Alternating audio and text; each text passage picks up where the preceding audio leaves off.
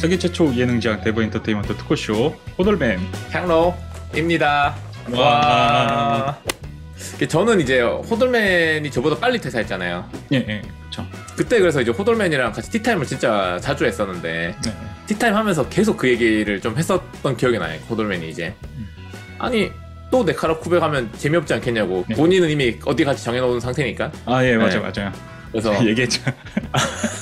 얘기 많이 했죠 그때. 커피 많이 먹고. 네. 진짜. 아니 뭐 또 이제 2-3년 있다가 거기에서 스타트업에서 한 2-3년 하다가 또 그거 2-3년 망했다고 커리어 망가질 것 같지도 않으니까 한번 도전해봤으면 좋겠다 라고 호돌맨만 얘기했었어요. 제 주변에서. 그렇죠.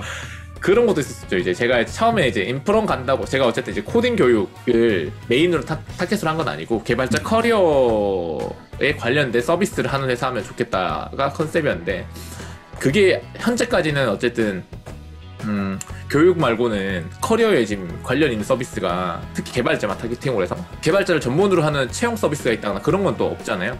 뭐 커리어 관리를 해준다거나 이제 본인의 어떤 멘토링을 한다거나 그런 서비스가 잘 없고, 거의 대부분이 이제 개발자 커리어에 관련된 것들은 코딩 교육 사이트였으니까. 네.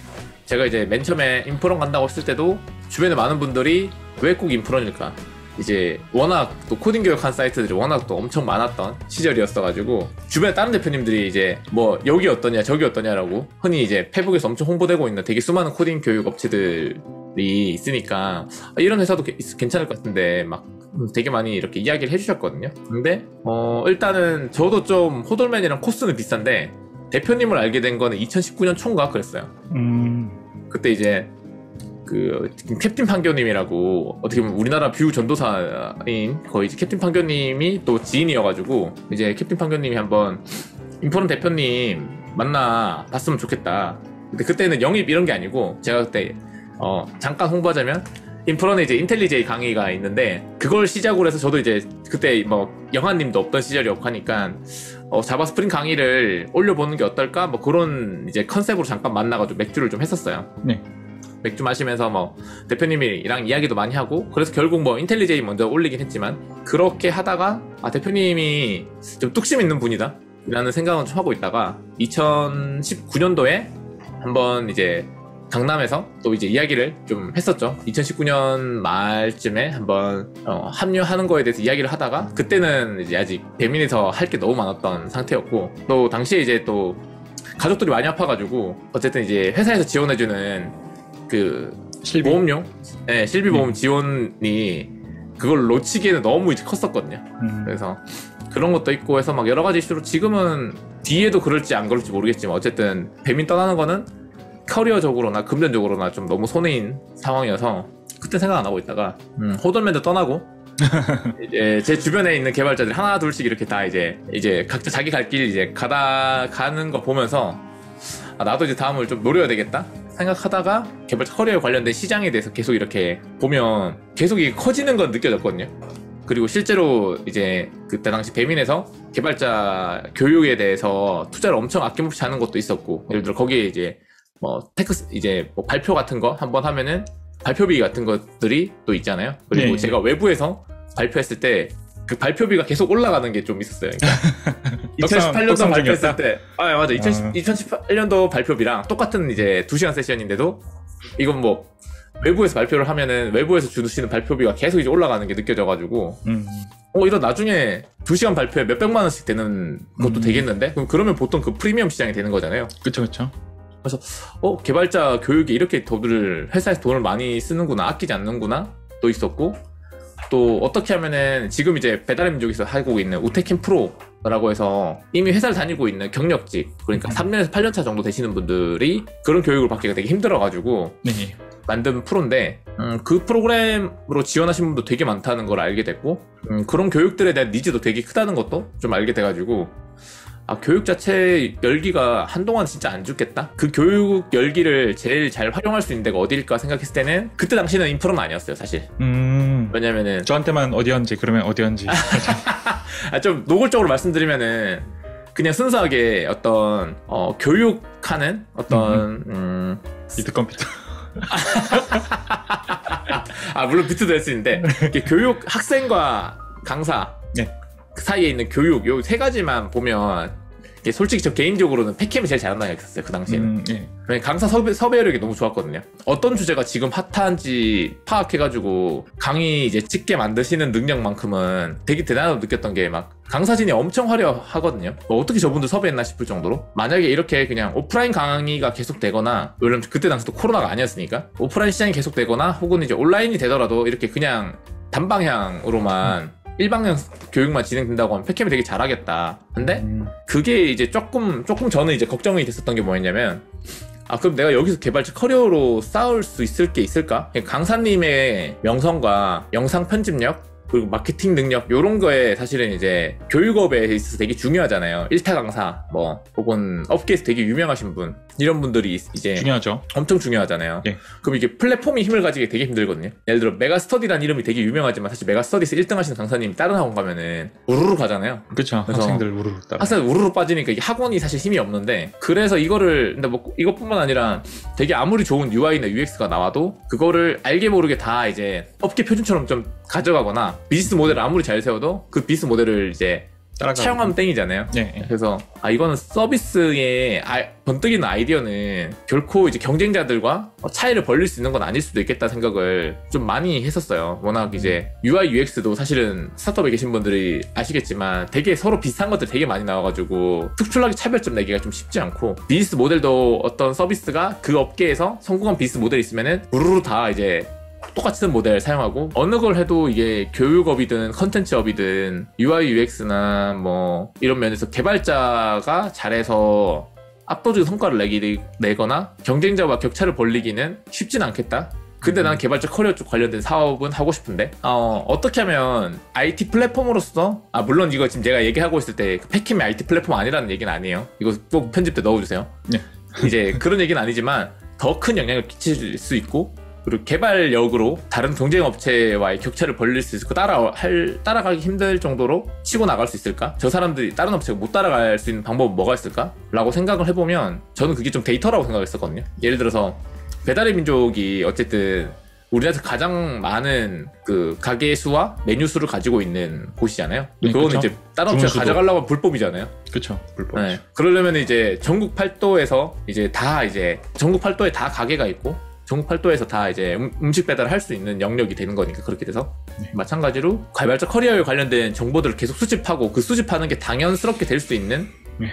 플랫폼이 어디가 있을까라고 생각했을 때는 그게 좀 인프런이었거든요. 인프런은 완전 이제 다 데이터로만 움직이는 서비스예요. 그러니까 내부가 데이터로 움직인다기보다는 완전 이제 IT 플랫폼으로서 강사님들과 학생들 사이에 주고받고 있는 이제 댓글들, 그리고 학생들 사이에서 주고받는 이제 Q&A들, 스터디 모집 글들, 이제 모든 컨텐츠가 온라인으로 영상으로만 수행이 되고 있고, 그 안에서 이제 시청 시간, 이 사용자들이 실제로 결제할 때 들어온 유입 경로, 이 학생들이 실제로 강의를 수강을 하고 발생시키는 컨텐츠들, 요 데이터들을 조금 더 확장시키면은 다른 경쟁 업체 혹은 수많은 좀 개발자 커리어에 고민이 있는 분들한테는 되게 좋은 정보를 줄 수 있겠다? 좀 그런 생각이 있었거든요. 강의하고 끝나는 수준은 아니고 이제 끝나고 나서도 되게 많은 활동들을 이어서 할 수가 있거든요. 인프런 내에서는.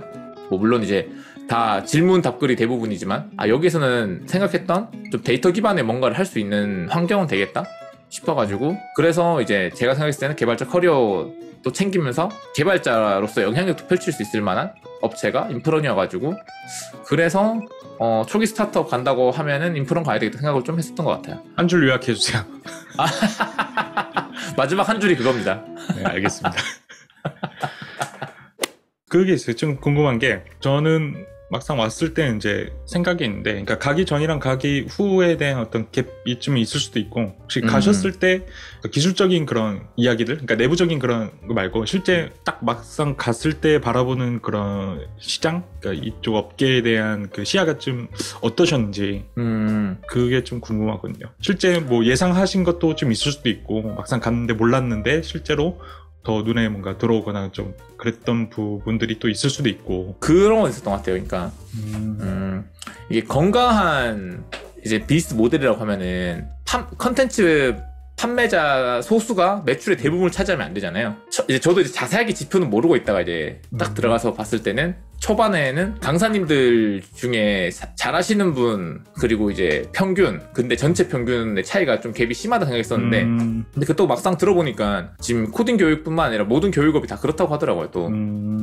또 이제 상위권인 분들과 평균 차이가 되게 심하다 라고 좀 얘기를 하더라고요. 그래서 이거를 어떻게 하면 이제 그분들 외에 다른 분들도 이렇게 매출을 끌어올리게 또 강의가 많이 팔릴 수 있게 하는지는 좀 중요할 것 같고 생각보다 시장의 크기는 막상 이제 저희 회사 시리즈 A IR도 제가 이제 봤으니까 그 IR 하는 거 들었을 때는 되게 시장 크기가 계속 커지고 있다. 요즘 이제 패스 캠퍼스 되게 리스펙 하는데 패스 캠퍼스에서 뭐 대명님이나 규원님, 뭐 백명성님, 최범균님, 뭐 이승민님 이런 막 제가 알고 있는 업계에서 정말 유명하신 분들, 용권님, 지연님 이런 분들도 그렇고 다 강의를 거기서 찍으시길래 고민이 저는 개발자지만 그 고민이 좀 됐었던 것 같아요. 저런 너무 핫스타들은 왜 저기서 강의를 찍으시지? 맞아요. 네. 그래서 너무 이제 좀 저희는 이제 어쨌든 팩캠이 이 시장을 되게 잘 형성해 주시고 좀 좋은 선구자라고 생각하고 있거든요. 어쨌든 저도 팩캠에 한 800만원, 900만원치 쓴 학생이었고 그래서 근데 이제 막상 제가 이제 또 인프런으로 오다 보니까 팩캠의 저 미친 섭외력 하면서 이제 보게 되고 영아님한테 더 감사하게 되고 영아님 떠나시면 안 되는데 하면서 그런 생각을 좀 하고 있죠. 그래도 용건님 사랑하시죠? 엄청 사랑하죠. 용건님, 지연님 너무 사랑하고. 네, 용건님, 지연님. 팩캠 한번 찍으셨으니까 인프런도 한번.